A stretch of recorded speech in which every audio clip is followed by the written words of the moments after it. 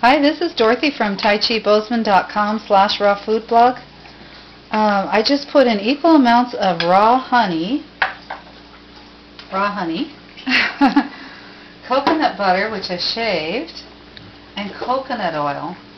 And that is the secret to good chocolate. So we're making this dessert for Rui Marne 27, who asked for some more desserts. She said that's what you all love.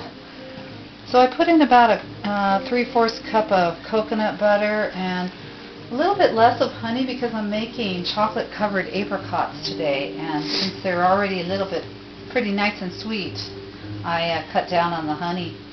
So I did again about 3/4 cup of that, a little less honey, a little less coconut oil, and then a 1/4 cup of cacao powder.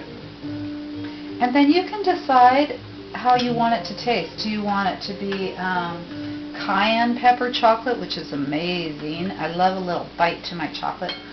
Or do you want it to be vanilla chocolate, in which case you just put a little pinch in your chocolate? And today I want it to be peppermint. So I'm putting a couple drops of peppermint oil in there, just like 3 drops.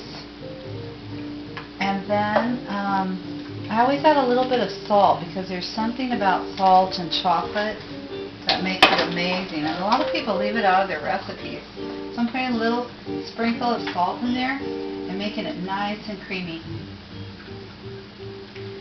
And then the other thing, well, I just really like to do it with dried fruits. So dried pineapple, and these are dried apricots, and you really don't want to get the really orange apricots or too orange of any dried fruit because it means they put sulfur dioxide in it, and sulfur is one of those fruits that just stays in your body. Sulfur is one of those chemicals that just stays in your body forever, really hard to get out. So anyway, what you do now is put them in here in the chocolate, and as you notice, this chocolate melted over a double boiler type situation, just some heated water here on the lowest setting. And then what I like to do is put in sprouted buckwheat kernels because it gives a little crunchy taste. I'm putting those in. You don't have to do that. Stir it around a little bit, and then you can put them on your tray. And Kevin, I'm going to reach in and get a slotted spoon. Let it drip.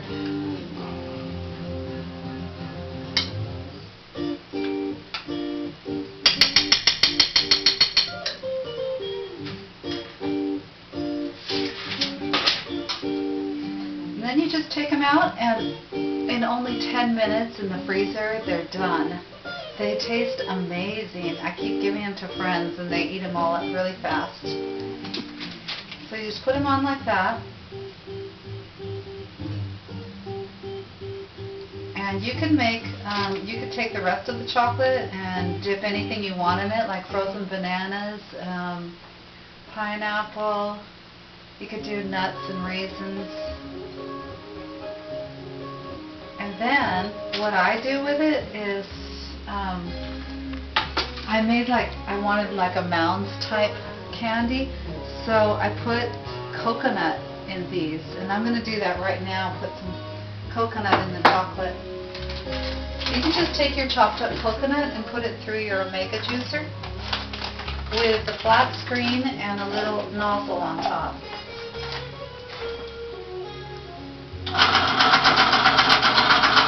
That way it'll grind it for you. I'll just show you a little bit.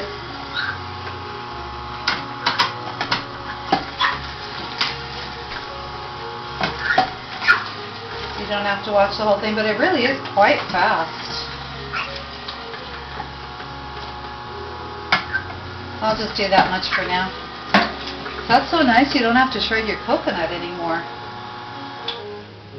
So you can take, better get those apricots out of there.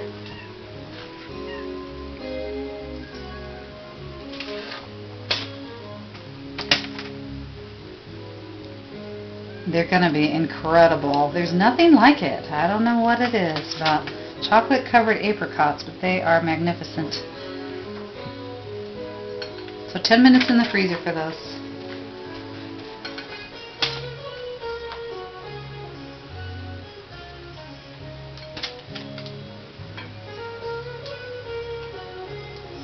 So then you just mix the coconut in. And I'm going to put a lot more in there, but that's all you do. And then you can get little molds, or you can get some an ice cube tray and just coat it with a little bit of coconut oil so that they slip out quite nicely. And then you have your own little Mounds bars. And if you want almond joys, just put an almond in the middle of each one.